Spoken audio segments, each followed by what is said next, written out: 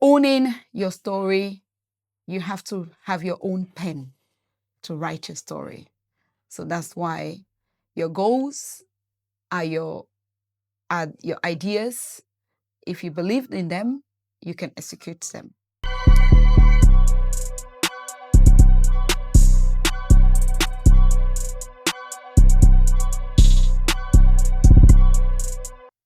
Welcome to Ubuntu Unfiltered. So today I have a special guest for you, and this is none other than My name is Mrs. Mary Mina Daniels. yes. Live here in Germany. I have 4 kids, married, 4 kids. Yeah, 3 grandkids. And Wow. of course, 4 how you call foster kids. Wow, that is really nice. How long have you been in Germany? Well, now 26 years. Wow, 26 years. Going to 27 years. Wow, that is really nice. And one of the things, you have been one of the successful women I've seen in our community here. And that is why we decided to have this time with you. Really thank you to take a minute to speak to our community and speak to us. And this is what we want to share with our people out there, to have the empowered women like you in our community. First, I would like to ask you, how was it back then? In 26 years back, when you have just moved here, how was it for you? How was the situation like? How is the African community like here in Germany? Well, when I came here, I stayed in a village where there was really no African community. I was the only Black woman, so to say, with my daughter that time. I came with her. Okay. Yeah, so it was not easy to like have a community right there. You have to like go in search of of the African community, which I did. Wow. Because I want to keep my culture, but yet still I love to integrate. Yeah. So it took a while, but I clicked in very fast. Yeah. And what was the first community you got? Well, from which country? I am from Sierra Leone, so I lived in an area called Mannheim. Mannheim. Yeah, so In Frankfurt? by Frankfurt, Mannheim going to Frankfurt, so it was easy for me to integrate to the Frankfurt community. Yeah. So they had a lot of Sierra Leoneans there. Yeah. So it took a while, but it was a good experience as well. That was really nice. And one of the, we really think for us, maybe who have just come during this time when things are really better.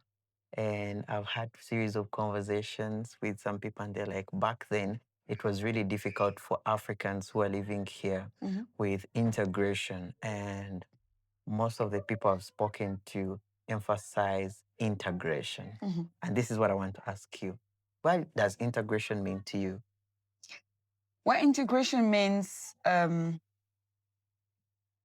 getting into the community and as well as not losing yourself, but being part of the community, accepting the fact that you are no more living in your country. So there are some just simple rules in this German community that you have to comply.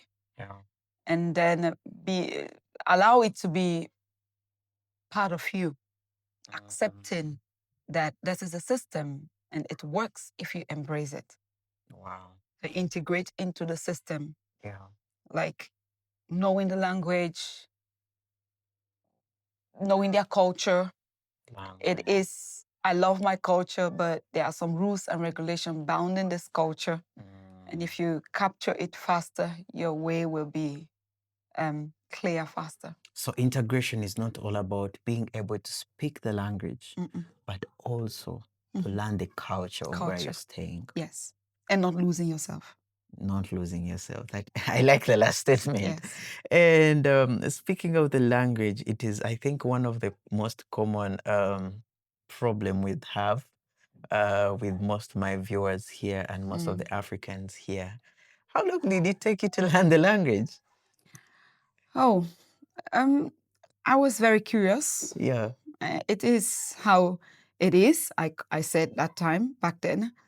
I found myself in a country that I always wanted to be. Oh, Germany. so you always wanted to come to Yes, Germany? Yes. And fortunately, my mom was here, so it made me easier to come. Yeah. So, but the language is not easy. Sure. If you like to be here and want to make it, it will be easy. It's a determination. And you determine to learn something, then you put all your mind into it. Yeah. It is necessary. That is very powerful. So coming to all this journey, you have learned the language, you have settled in fully the community. I like when you're speaking back then before this interview, speaking of your journey, how you started business here. Many of the Africans there fear to start up initiatives, businesses, investing here. How did you come to an idea to believe that you can start up something here and it works out? Well, frankly speaking, at the beginning, the belief is in my faith. In your faith? Yeah. Okay. It is the words I read from the Bible and spoke to me. That's what I took in my heart and kept believing in it. And I had to find a strategy with the Holy Spirit, how to unlock my potential. You know, where will I see potential? How can I step into it? Yeah.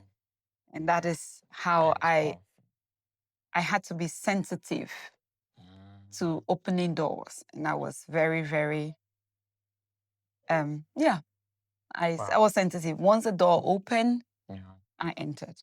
Wow. I saw it. I don't know how you can describe it. Yeah, like you felt it, like, I think I can do something here. Yeah. Yeah. I actually, if I can say it, I wanted to study social pedagogy. I don't know how you call it in German, to be a social worker. You'll be a social worker? Yeah, I wanted to study it. So I came actually to after my struggles, went back to school, started from the grassroots, just like every little girl, went to evening school, and then realized that the door for university was closed. Yeah. So I start thinking of how can I start a business. And it was something small. Yeah. It was just a small daycare. Yeah. Actually, not even a kindergarten. A small daycare. Just a small daycare. Like of how many kids? It was at the beginning one. You had one kid? One. Yeah. And it was not meant to be permanent. It was meant to be just one. I'm going back to the university. Temporarily, then you take care of a kid. Yeah. And the money was really little. Yeah. But I was just satisfied and with what you had. With what I had. And gradually, 2 months later, after many years, the money was never raised. They raised the pay. And then Black people were not so much in the job in the city I'm in. And I got opportunity right away to have 2 kids and 3 kids and 4 kids. And doors started opening. And I was like, this is it. Wow, you graduated from having one kid in a daycare and just like that. Yes, and financially, 2 months later, and then 6 months later, they raised the pay, and that's how I increased. So through all this journey, as someone who has started an initiative, because for you felt like, it's just here for once, maybe I'm not going, you didn't take it as a big thing. How did it make you feel when you have graduated from 1 kid to, let me say, 4? 8. 8? Wow. Well, at the end of the day, 12. Day 12, then you had 8 kids? No. Sorry. At the end of the day, I had 12 kids. Oh, at the end of the day, you had 12 kids. Like, how did it make you feel? Well, the fact is, the system, the German system, allow 5 kids at the same time. Okay. You can have 8, but 5 at the same time. Oh, so 8 a day. 8 a day? Yeah. But you can 5 at the always same at time. the same. Yeah. But I end up having 12 at the same. I don't know. Yeah, but it's not something that that was allowed, but somehow I could work privately with friends when all the others are gone. So that's how I don't know how I made it. I don't know. Today, if I can think back, I don't know if I would do it. Wow. And that's how you made it. this is I think it was a blessing or something. It's hard to explain. Yeah. I mean, and I would love to know. This is, I think, in every African person out there is having the same question in their mind. How did you manage to convince these white people? I'm sorry, I'm not sounding racist, but you know, how did it make you feel to convince these people to trust you with their kids? Because anyway, people are a bit skeptical here. And that is what I would love to ask. Yeah. As I said, I love God so much and I have fears. I was afraid. But there's this word of God I said before. They say I should not have the spirit of fear, but of power, love, and sound mind. So the fear keeps coming, but the power, the energy is there. I have love for kids, and I have to use my sound mind what to do. I mean, in relation with this Bible verse, I could explore the Bible verse into my daily work, and then I got rid of the fear. And I don't know how it works for others, but it worked for me. Because every day, like, you need energy. I lived in the 5th floor, no elevator. So I have to go down every day with this kid to the playground, go for a walk. And so the system, the people around, like, I don't know how you say moon propaganda. So like people told people that woman does that and the dog. Oh, she's good with my kids. I think that is how it just spread around the whole area. And so you just did the good work. I just did my work with the first kid. Child. That is really important to everyone who is starting a business, to do your best. The best right at the beginning. Do not look to what people are going to say. Do not listen. Do not think, oh, this job is not good for me. When you feel like this is what I'm doing is right. When I feel like what I'm doing to my best ability, I can do it to my potential. And I'm happy doing it. Then do it to your best. And that one moment will unlock your potential. Wow. I love that. And I think maybe someone out there would pick from it. And having this journey with the babies, and where did you come up with the idea that now I think I should have a big house? Is it because you wanted the kids also to be in the big house? No. Buy a house here? No. Well, it all started when I came, and my daughter that time was 7 and wanted to integrate, have friends, and she was rejected because she didn't have house. And in the village, almost all the kids in her class had a house, and they didn't want to befriend her. So she came one day because crying. She didn't have a house. Yes. Crying, Mommy, we buy a house. And I was just new, just 1 year in Germany. So can you imagine? I was 25 or something like that. Yeah, 24. Why would I just came, I don't know the language, I have to integrate and all this stuff. So I said, yes, we will. As a mother, it stuck into your head. Right away from the beginning, that's when you had an idea that I should have a house. Yeah. And did you really think it was possible No, for you? Never. I just spoke. I just wanted to calm my child down And be like, okay, we're gonna have Mama a will house. buy We'll a be house fine. one day. Yeah. And just like that, you didn't let the word go like that. I forgot it.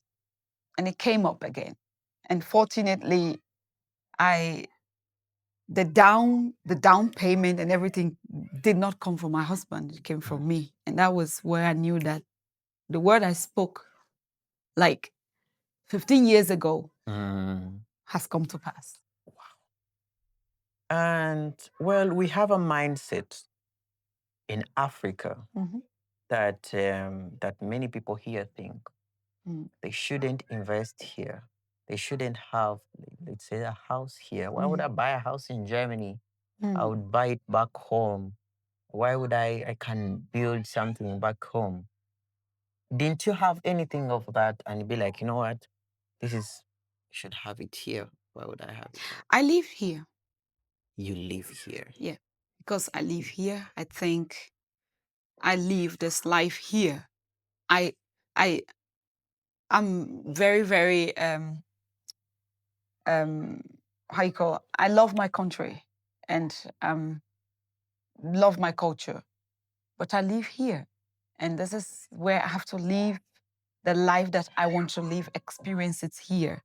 Here. Then I can build back home. That was my mindset.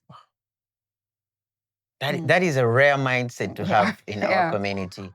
Yeah. And I think I've picked from it that, you know what, once you live here, you can have whatever you want here first where you live.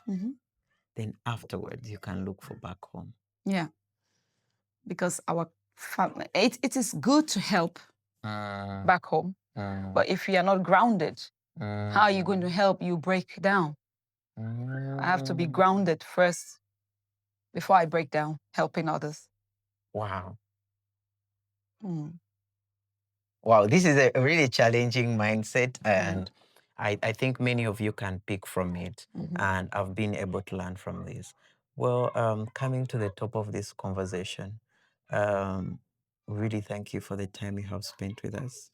The few minutes you have given us here are not taken for granted. Otherwise, you have given many Africans out there this good advice. And I would ask you to send a message to someone who has just arrived in Germany or to someone who is still here in Germany, but still has fear of starting up something, investing something, to leave something here, to live well, you can have a house here and you're living good, then you get about home. I want you to send them a message. Yeah. Well, my journey in Germany, first of all, was not easy, but with a positive mindset, it's possible. So as you got your feet into this land means you definitely have a potential to make it. Don't give up on yourself. Have a strategy, set a goal, write them down, and make sure you do not joke around your words. Words are powerful. So if you speak life into your life, it's going to come to pass one day. I encourage you to be focused, be strategic, and make sure you execute your plans. Do not wave away. Do not get carried away by the crowd. Be focused, and sometimes in doing that, you'll be alone, many times alone. But it is part of the journey, because God will set you apart because He want to work on you. Owning your story, you have to have your own pen to write your story. So that's why your goals are your ideas. If you believe in them, you can execute them. It's important to help. It's important to invest in other places, but invest in yourself. You will not regret it. Owning a house here showed me that it is possible in Germany, that we, the Black community, we can make it. It is possible to achieve that goal, to have a house. I mean, if I say it's possible for you to have a house, it doesn't mean that you're just going to get it like that. You work hard, you save hard, yeah, it's possible. So do not give up on yourself. Do not give up on your education. Do not give up on your goals. Do not give up on anything you're doing. Do not waste money. Be cute, elegant, and brilliant. That's my advice to you. Wow. Really, thank you so much. Thanks for coming to welcome. Ubuntu Unfiltered. Yeah. And we're really glad to have this conversation with you. Thank you. All right. See you.